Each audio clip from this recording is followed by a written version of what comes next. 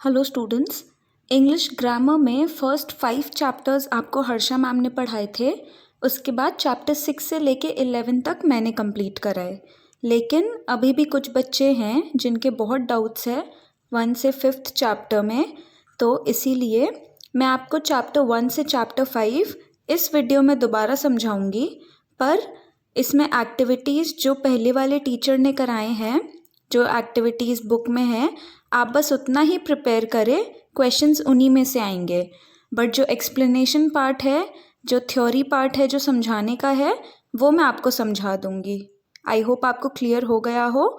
और इसके बाद भी अगर किसी को नहीं समझ आता कुछ, तो आप अपने डाउट्स क्लियर कर सकते हैं। तो इस वीडियो में चैप्टर 1 से लेके 5 तक जितना भी समझाने वाला पोर्शन है वो मैं आपको समझाऊंगी, ताकि आपको सब डाउट्स क्लियर हो जाए।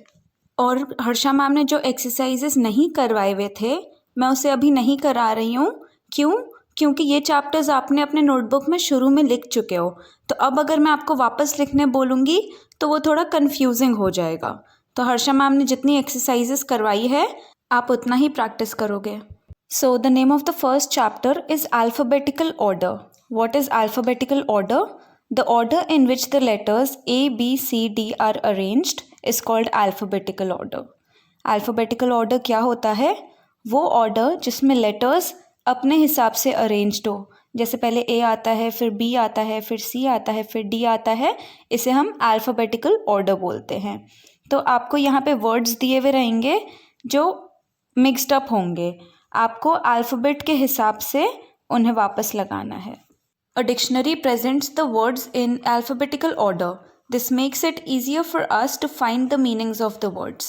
So if you have seen a dictionary, you will see that the words are written in alphabetical order. This helps us in finding the meanings of the words easily. आप dictionary खोलोगे, आप देखोगे कि हर word का meaning alphabetically लिखा हुआ है। इससे हमारे लिए आसानी होता है कि हम उस वर्ड को ढूंढें और उसका मीनिंग देख लें। Telephone directories and encyclopedias are also arranged in alphabetical order. जो टेलीफोन डायरेक्टरीज होते हैं या encyclopedias होते हैं, उसमें भी जो नेम्स मेंशन्ड होते हैं वो भी अल्फ़ाबेटिकल ऑर्डर में होते हैं। So that was it for the first chapter. First chapter में जो समझने वाला बात था मैंने आपको बता दिया है, समझा दिया है। अब जो एक्सरसाइजेज हर्षा मैम ने कराए हैं, आप बस उसे ही प्रैक्टिस करें। अगर उन्होंने कोई क्वेश्चन नहीं कराया हुआ होगा तो आप उसे मत करें, रहने दें। Now moving on to the second chapter. The name of the second chapter is the sentence. I hope your books are open, क्योंकि जब मैं रीड करके समझा रही हूँ, आप भी बुक खोल के साथ साथ रीड करें ताकि आपको सब समझ आ जाए। Read the following groups of words. I am Naveen, Jeet is my brother, the book is on the table.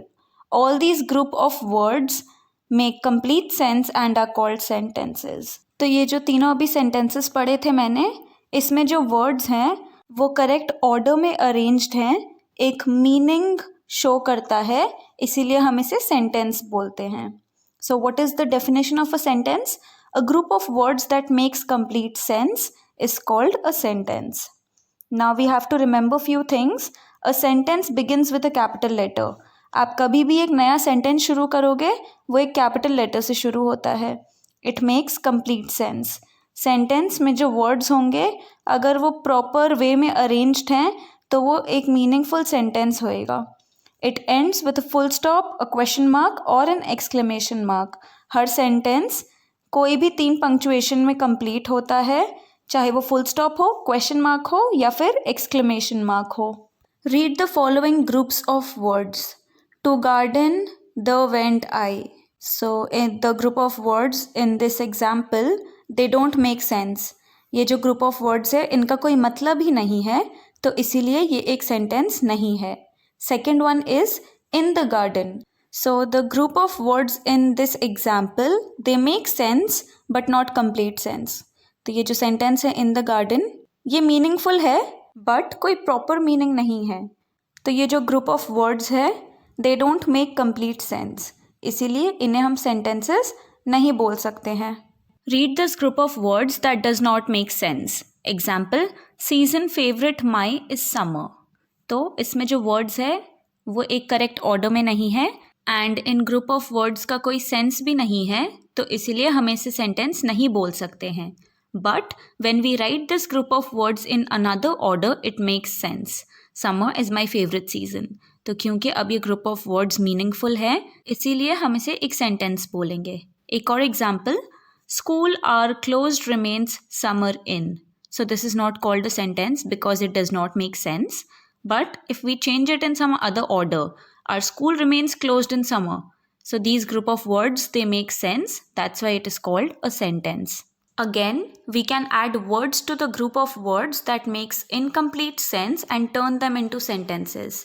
ऐसे बहुत सारे group of words होंगे जो sense है जिनमें, जो meaningful है, बट कंप्लीट सेंस नहीं है, कंप्लीट मीनिंग नहीं है उन ग्रुप ऑफ वर्ड्स का. तो हम उसमें कुछ वर्ड्स और ऐड करके उसे एक सेंटेंस बना सकते हैं. For example, in the garden. In the garden सही ऑर्डर में लिखा हुआ है पर कंप्लीट सेंस नहीं है, मीनिंगफुल नहीं है. सो इसीलिए हम लिख सकते हैं the boys are playing in the garden, क्योंकि ये करेक्ट ऑर्डर में है, ये एक प्रॉपर मीनिंग शो कर रहा है, ये जो ग्रुप ऑफ वर्ड्स है. So we call it a sentence. Another example is on the wall. The clock is on the wall. तो क्योंकि ये वर्ड्स प्रॉपर मीनिंग शो करते हैं, इसीलिए इन्हें एक सेंटेंस कहा जाता है. So that's it for chapter 2. I hope everything is understood. Moving on to chapter 3. इस चैप्टर का नाम है subject and predicate. A sentence has 2 parts, subject and predicate. For example, Rahul likes playing football. This is a sentence that makes complete sense. एक sentence होता है, उसके 2 parts होते हैं. एक होता है सब्जेक्ट और एक होता है प्रेडिकेट. एग्जाम्पल दिया हुआ है राहुल लाइक्स प्लेइंग फुटबॉल. क्योंकि ये group of words complete meaning show करते हैं, इसीलिए ये एक सेंटेंस है. Now Rahul is the subject because the sentence is about Rahul. Likes playing football is the predicate because it tells us about the subject Rahul. अब subject और predicate क्या होते हैं?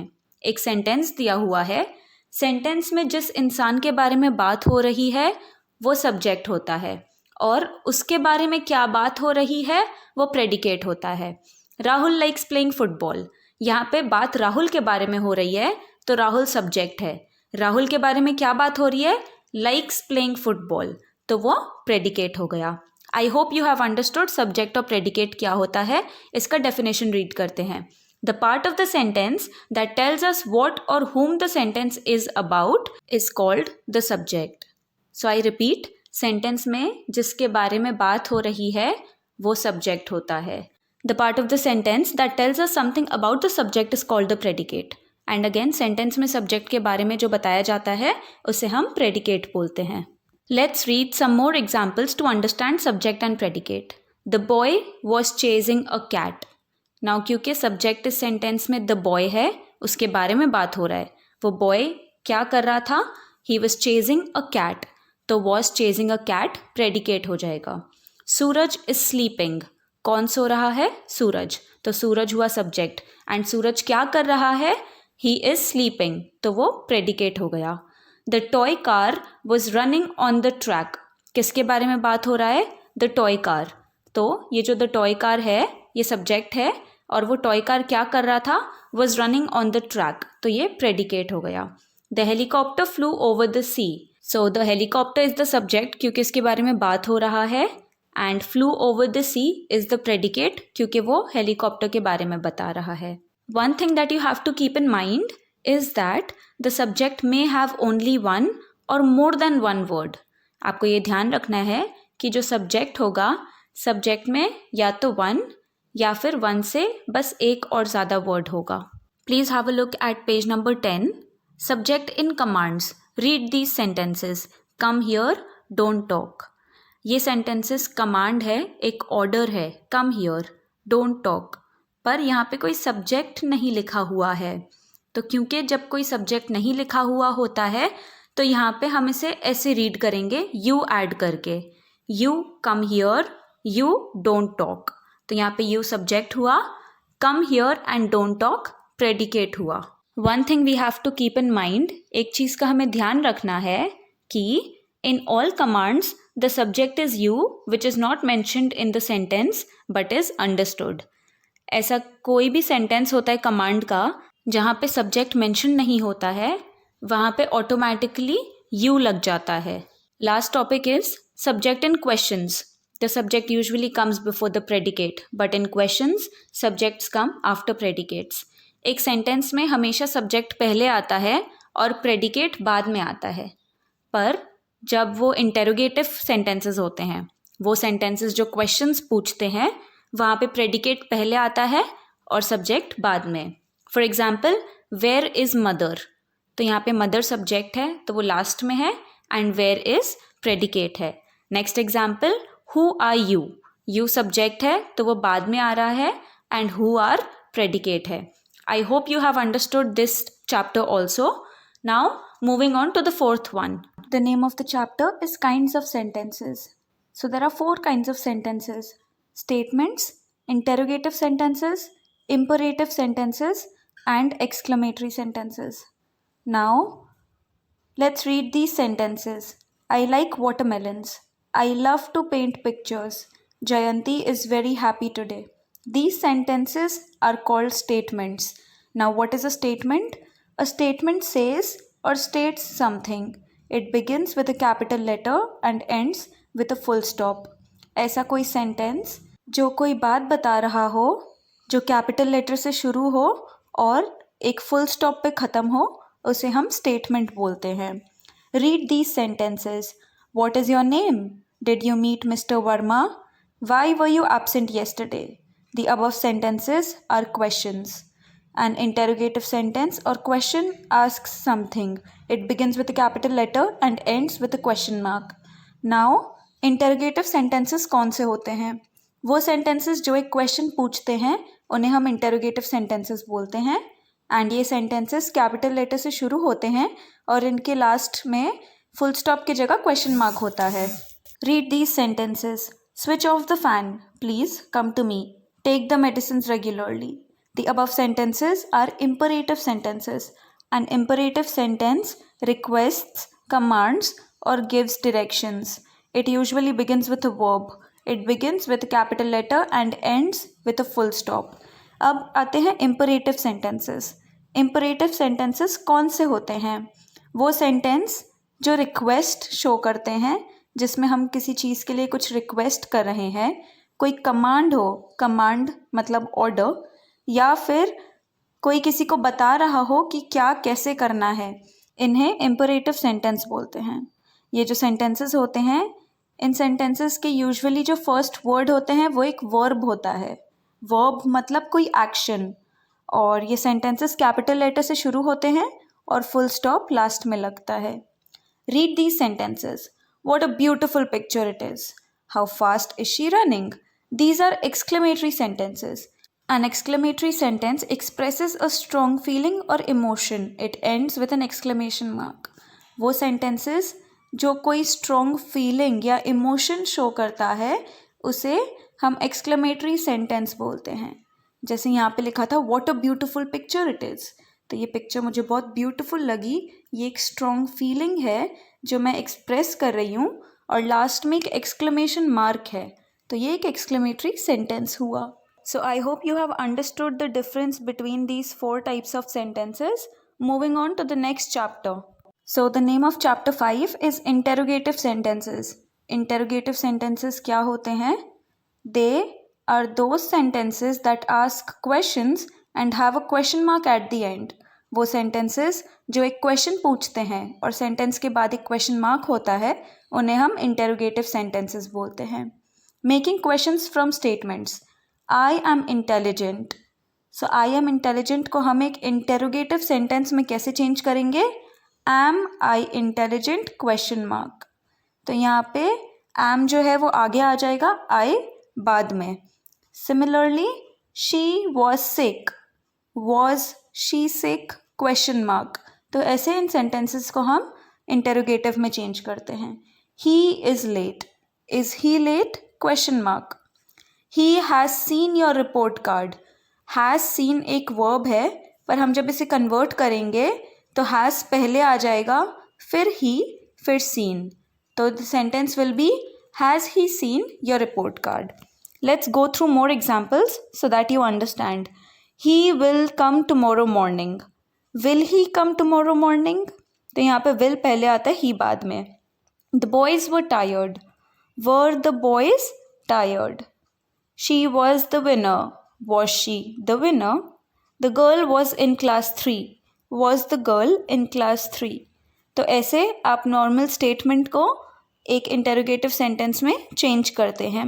I hope you have understood how we change statements into interrogative sentences. So that's it for the video. First 5 chapters मैंने clearly समझा दिए हैं. मैं वापस रिपीट कर रही हूँ. जो एक्सरसाइजेज हर्षा मैम ने कराए हैं आप उसे ही प्रैक्टिस करें. उसके अलावा और कोई एक्सरसाइज ना करें, क्योंकि आपने ये एक्सरसाइज पहले ही नोटबुक में कर लिया है.